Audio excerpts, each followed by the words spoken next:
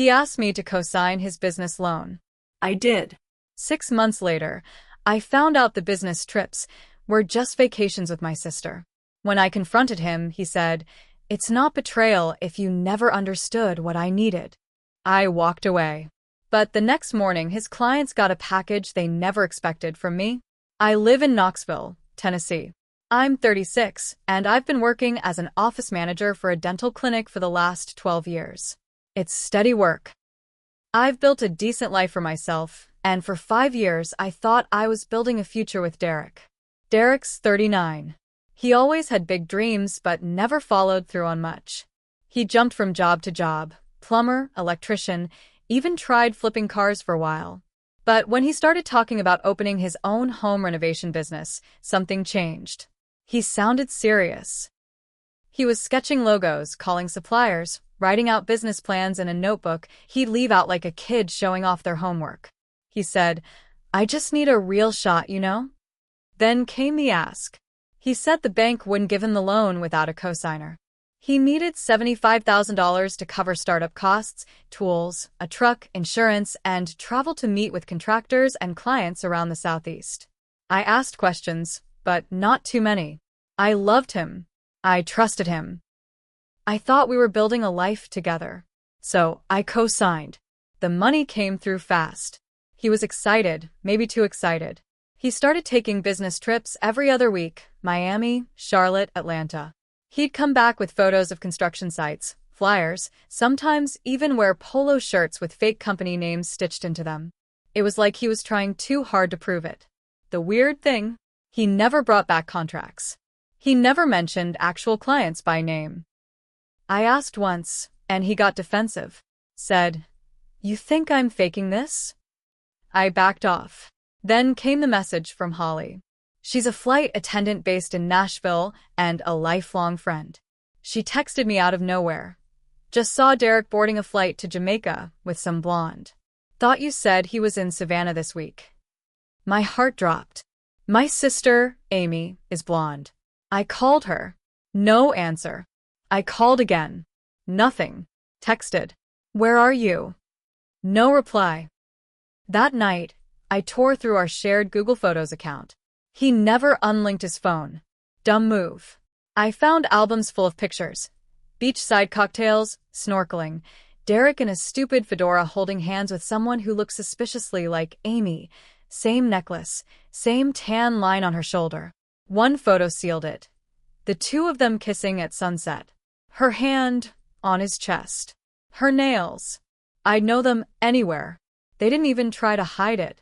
I sat there shaking. My hands wouldn't stop. I didn't scream. I didn't cry. I just stared at the screen for hours. When he got home 3 days later, I was waiting. He walked in with a fake yawn. "Long trip," he said. I just stared at him. He saw my face. Saw my phone in my hand. He knew. "You went to Jamaica," I said. "With my sister." He didn't deny it. He sat down like nothing mattered.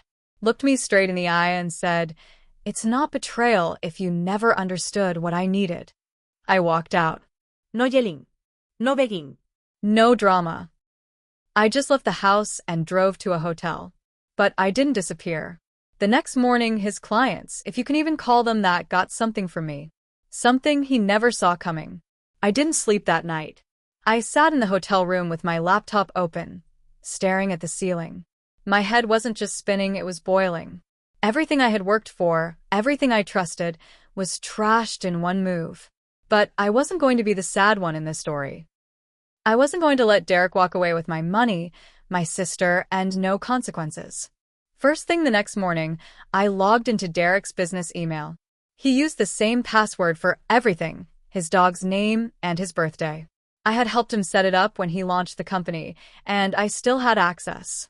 What I found wasn't just sloppy, it was insulting. He didn't even have clients. At least not real ones. He had a bunch of potential clients. People who had expressed interest, a few small-time investors, even a couple families who had sent in deposits for kitchen remodels. But there were no contracts, no work orders, no finished jobs. Just half promises, and a bunch of photos of demo sites he had nothing to do with. The worst part? He had been collecting money. Small payments here and there. $3,000 from a family in Chattanooga for $1,500 from a retired couple in Asheville. And no one had seen any work. That's when I made a decision. I spent the next 12 hours crafting emails, printing documents, compiling screenshots. I wrote personalized letters and included photos from the Jamaica trip. I showed the exact dates he was supposed to be working and where he really was. I included copies of the loan papers, with my name as cosigner, and I let them know that Derek had never once paid a dime toward it. Then I overnight everything to each of those clients. I paid for it myself. Every cent, didn't care. I even sent one to the contractor board and another to a local TV reporter who covers scams and shady businesses. 2 days later, my phone started blowing up. One of the clients called me in tears, said she had given Derek her last savings for a kitchen rebuild that never happened. Another man said Derek had ghosted him for 6 weeks. The retired couple from Asheville? Furious. They said they were contacting their attorney. Derek didn't know any of this yet. He still thought I had walked away quietly. Then the news hit. A segment aired that weekend on local TV. Fake contractor leaves clients stranded while vacationing in Jamaica. They showed a blurred-out version of the kissing photo. You could still tell it was him. That's when Derek called me, screaming, "What did you do? Are you out of your mind?" I didn't say much. Just this. "You always said you wanted to be seen.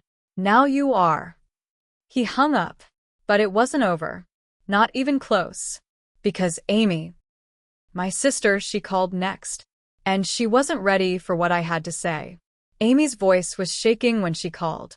"You humiliated us," she snapped. "What the hell were you thinking?" I laughed. Not because it was funny, but because the nerve of her saying that to me was so unreal, I couldn't help it. "I'm sorry," I said. "Did I take someone's fiancé on a beach vacation using stolen money?" "It wasn't like that," she said quickly. "You don't know the full story." I cut her off. "You've been sleeping with him for months. How long did you plan to keep that up? Until after the wedding?" She went quiet. Then she said, "He told me you never supported him, that you didn't believe in his business, that you made him feel like a failure." I nearly dropped the phone. "He said that? I co-signed a $75,000 loan. You think I did that because I didn't believe in him?" Amy started crying, but I wasn't moved. I'd heard those tears before. When she crashed my car and blamed it on a friend. When she stole our mom's pain meds by accident. Amy's always had a way of twisting the story until she's the victim. "You knew he was with me," I said. "You're my sister." "I know." "Then why?" She didn't answer. I hung up. I didn't need her excuses. But I wasn't done either. I still had access to Derek's business files, and something had caught my eye, an application for a city contract. He had submitted a bid to renovate part of a community center downtown, and the city had shortlisted him. It was a $220,000 job. He'd used fake work history, inflated references, and forged documents. So I printed everything. Then I drove to City Hall. I met with the project manager, laid out the truth, backed it all with photos, emails, client complaints. Showed them where he was during supposed site visits. Showed them proof he hadn't completed a single job, he claimed. They were stunned, grateful, and pissed. They pulled the bid the next day. And that was just the start. Because it turns out when you mess with enough people's money and you humiliate them on TV, they talk. One of Derek's old coworkers reached out to me. He said Derek had tried the same scam back in 2018, using a different name and a shell company. He'd left town after things got messy and started over here. The guy even sent me screenshots from back then, same dog, same truck, same story. I passed it all to the state licensing board. By the end of the month, Derek was under investigation. His accounts were frozen. Clients were organizing a joint lawsuit. And he couldn't get a single contractor to return his calls. He tried calling me one more time. I let it go to voicemail. All he said was, "You ruined my life." I saved the message. But I still wasn't done. Because I hadn't even told my parents yet. And they still thought Amy was spending time with a new boyfriend from work. Telling my parents wasn't something I looked forward to. We're not a tight family, but we're not strangers either. I kept the worst parts about Amy to myself over the years to avoid the drama. My mom always said, "She's your sister. You've got to forgive her." My dad didn't say much at all. So when I called and asked them to come over for dinner, I knew this would change everything. They showed up a little after 6, both in good moods, asking what I was cooking and if that fiancé of yours would be joining. "No," I said flatly. "He won't be coming." I sat them down and laid it all out. The loan, the fake business, the vacations, the photos. Amy. At first, my mom didn't believe it. "That doesn't sound like Amy," she said. "She's impulsive, but she wouldn't do something like that." So, I showed her the pictures. I showed her the emails. I showed her the news clip. My dad didn't say a word for a long time. He just stared at the screen, then at me, then back at the screen. Mom started crying, muttering, "Oh my God, over and over." Then my dad finally spoke. "She stole from you. Both of them did. And you handled it better than I would have." That meant something coming from him. My mom got quiet. "What do we do now?" she asked, like someone had just died. I told them the truth. "I don't know, but I'm not covering for her anymore." The next day, I found out Amy had been fired. Turns out, someone forwarded her boss the news clip, plus a few of the more graphic photos. Her company didn't want that kind of attention, and her position as a client liaison required trust. They let her go without severance.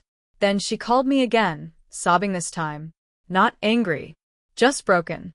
"You ruined my life," she whispered. I didn't say anything for a moment. Then I said, "No, Amy, you ruined mine first. I just gave yours back to you." A week later, she moved out of town. But karma wasn't done yet. Because about 3 weeks after that, I got a call from the bank. Turns out Derek had missed 3 payments on the loan. Since I was the co-signer, they were coming after me. And that's when I realized I could burn him worse. I hired a lawyer. A good one. The kind who doesn't talk much, but digs deep. What we found made my skin crawl. Derek hadn't just been lying to me. He'd been lying to the bank too. Falsified income reports. Fake contracts. Shell deposits. Enough to classify the loan as fraud. That changed everything. We filed a formal fraud report with the bank. And with that, I started the process of not just getting my name off the loan, but dragging Derek into a full criminal investigation. Because if he wanted to see what betrayal really looked like, I was going to show him. And this time, I'd do it by the book. It took 5 more months. 5 months of paperwork, meetings with lawyers, digging up every record, every false invoice Derek submitted. I had to sit through interviews with bank reps, explain everything again and again. They didn't make it easy. At first, they tried to hold me responsible. I'd signed after all. But my lawyer pushed hard, showed them the timeline, the fake contracts, the screenshots of him in Jamaica while he claimed to be meeting clients. And finally, it worked. They approved my fraud claim. My name was removed from the loan. But that wasn't the end of it. A federal fraud case opened against Derek. Turns out, once you start lying on loan documents and taking people's deposits without delivering services, it's not just shady, it's illegal. Big time illegal. He got arrested 2 weeks later. Fraud. White fraud. Misuse of funds. Grand larceny. The same local news station that ran his scam story ran another one. This time showing him being let out in handcuffs. No sunglasses. No cocky smirk. Just sweat and fear. I watched it twice. Amy never came back. Last I heard, she was living in a studio apartment outside Cincinnati, working at a check cashing place. Our parents don't really speak to her. She sends texts to my mom now and then, but they're short. Cold. Sometimes I wonder if she ever regrets it. If she misses me. If she realizes how badly she screwed up not just her life, but ours. But I don't text her back. As for me, I sold the house. Got a place across town, smaller but mine alone. Paid off my car. Started seeing a therapist. Because here's the truth. I missed the signs. I ignored the lies. I wanted the future so bad that I ignored the cracks in the present. That was my mistake. I let love blind me, and it cost me more than just money. But in the end, I got the truth. I got my name back. And I made damn sure the people who thought they could walk all over me learned what happens when they do. You can steal money. You can steal time. You can even steal love. But if you steal trust from the wrong person, you don't get to walk away clean.